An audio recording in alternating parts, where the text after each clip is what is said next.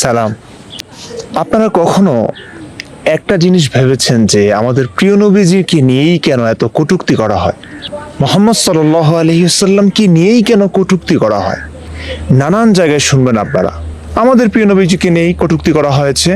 কে কটূক্তি করেছে? তাকে মার দিয়েছে, পুলিশে দেওয়া হয়েছে, গণপিটুনি দেওয়া হয়েছে, জানে মেরে ফেলা হয়েছে।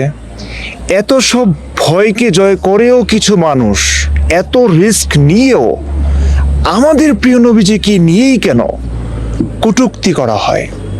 কখনো কি আপনাদের মনে এই প্রশ্নটা জেগেছে? একটু এখান থেকে ভাবার চেষ্টা করুন। এই প্রশ্নটা কি আপনাদের কখনো মনে জেগেছে কিনা?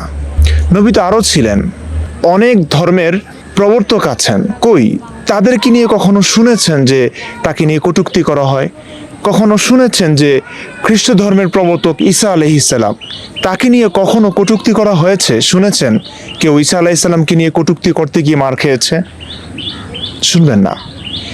ইহুদি ধর্মের প্রবর্তক মুসা আলাইহিসসালাম, কোরআনে তার নাম এসেছে, মুসা আলাইহিসসালামের জীবনী সংরক্ষিত আছে। কখনো শুনেছেন কেউ মুসা আলাইহিসসালামকে নিয়ে কটূক্তি করতে গিয়ে মার খেয়েছে, পুলিশে দেওয়া হয়েছে, মেরে ফেলা হয়েছে? শুনবেন না। একেশ্বরবাদী যতগুলো ধর্ম আছে প্রত্যেকটা ধর্মের মূল হচ্ছেন হযরত ইব্রাহিম আলাইহিসসালাম। কখনো আপনি শুনেছেন কিনা যে ইব্রাহিম আলাইহিসসালামকে নিয়ে কেউ কটূক্তি করেছে, নারী কেলেঙ্কারির কথা কেউ বলেছে? শুনবেন না। যত কটূক্তি, কটু বাক্য কিংবা নারী কেলেঙ্কারি, চরিত্রহীনতার কথা আপনারা শুনে থাকবেন শেষ নবী, আমাদের প্রিয় নবী হযরত মুহাম্মদ সাল্লাল্লাহু আলাইহি ওয়াসাল্লামের ব্যাপারে। কিন্তু কেন?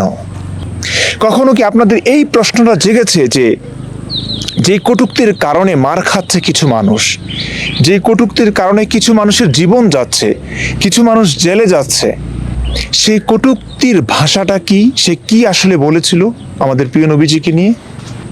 মিডিয়াতে আপনারা এটা শুনবেন যে অমুকে কটূক্তি করতে গিয়ে ঢাবি শিক্ষার্থী বহিষ্কৃত হয়েছে, কেউ জেলে গিয়েছে, বাবা ছেলেকে পুলিশ ধরে নিয়ে গেছে, এমন অনেক কিছু শুনবেন।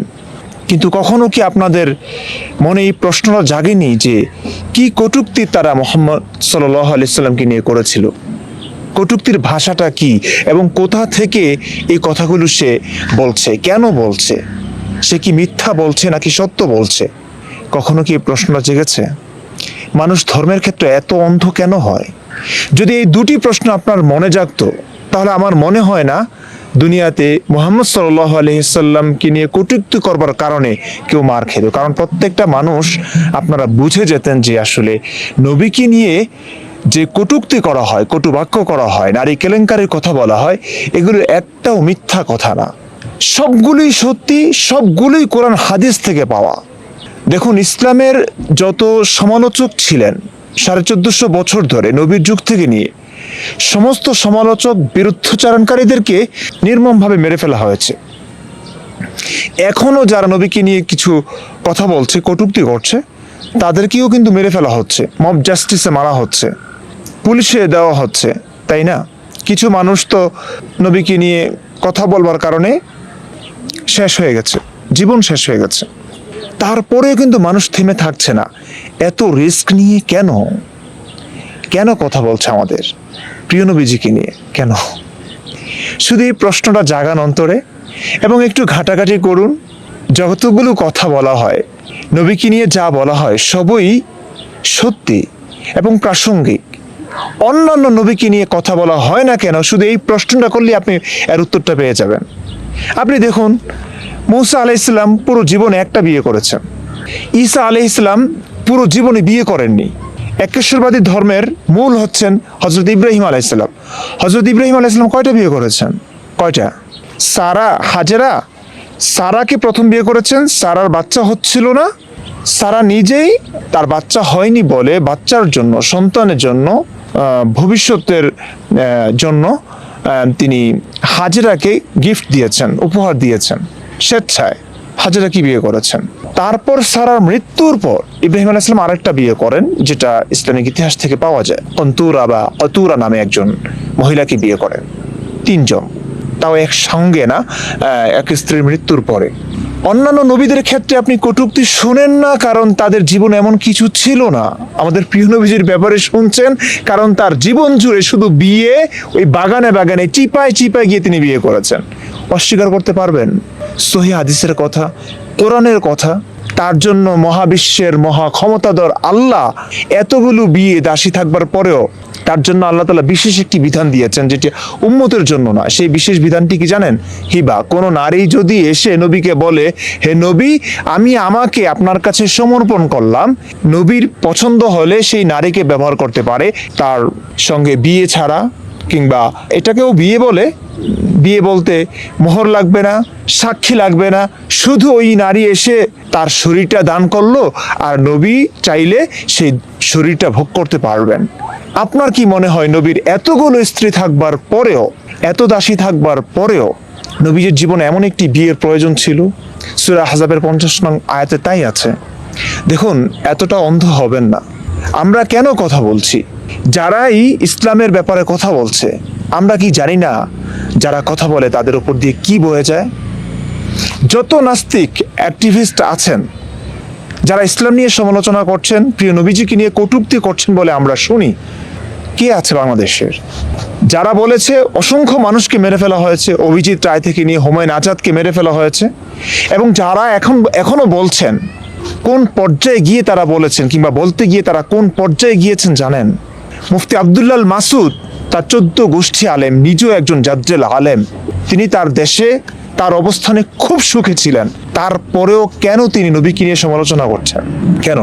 এই সমালোচনা করতে গিয়ে কি তার কোনো লাভ হয়েছে? হয়নি। দেশ থেকে বিতাড়িত হতে হয়েছে, তাকে মারতে চেয়েছে, মৃত্যুর দ্বারপ্রান্তে পৌঁছতে পারেনি, সে দেশ ত্যাগ করেছে। তার সন্তান সন্ততি আছে, স্ত্রী আছে, পুরো সংসার রেখে, বাচ্চা কাচ্চা রেখে, স্ত্রী সন্তান রেখে অন্য একটা দেশে যাযাবরের মতো জীবনযাপন করছেন আজকে প্রায় 8-9 বছর ধরে। এটা কি জীবন? আসিফ মহিউদ্দিন ভাই বলছেন নিজের দেশে যেতে পারছেন না, তিনি বলছেন তিনি কিন্তু কোপ খেয়েছেন, কোপ। আসাদ ভাই, উনিও মাদ্রাসার ছাত্র, একটা সময় মাদ্রাসায় ছিলেন, মুসলিম পরিবারের সন্তান, নাস্তিক আসাদ ভাই, তিনিও কি জেলে যাননি? তাকেও কি মারতে চায়নি মানুষ? এগুলো আপনারা জানেন। এত রিস্ক নিয়ে কোন পাগল নবীকে নিয়ে কটূক্তি করতে যাবে আপনি বলুন তো? আসল ঘটনা হচ্ছে, ইসলামী ইতিহাস জানবার পরে, নবীর এই সমস্ত ব্যাপার, পার্সোনাল ব্যাপারগুলো জানবার পরে, একজন সুস্থ মস্তিষ্কের মানুষ, নীতি নৈতিকতা সম্পন্ন একজন মানুষ মেনে নিতে পারে না। তখন নৈতিক দায়িত্ব থেকেই মানুষকে সতর্ক করে, সচেতন করে।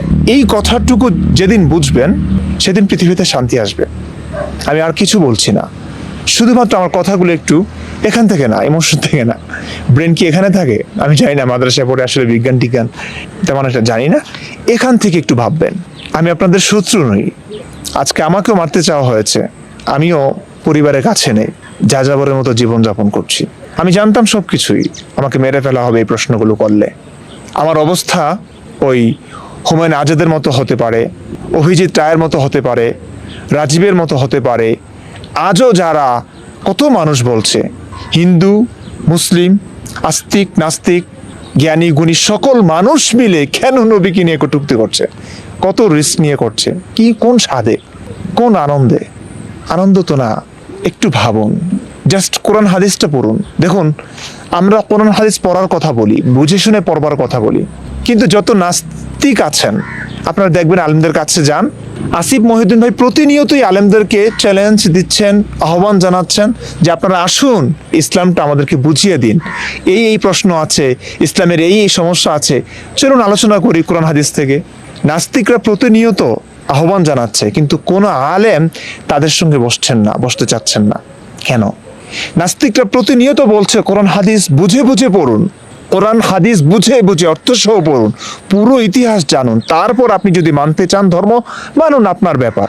কিন্তু আলেমদের কাছে যান, তারা বলবে যে নাস্তিক আসিফ মহিউদ্দিনের লাইভ শুনবেন না, তাদের কথা শুনবেন না, ইমরান বিন বশিরের কথা শুনবেন না। আমি নাস্তিক না, তারপরেও প্রত্যেকটা কথা কোরআন হাদিসের বলছি, তারপরেও মুফতি আব্দুল্লাহ মাসুদের কথা শুনবেন না, আসাদ মহিউদ্দিনের ভিডিও দেখবেন না, এমনটাই বলবে তারা। মাথায় কি একটু ঢুকছে না? বিবেককে কতটা বিসর্জন দিলে আপনারা বুঝবেন? কতটা?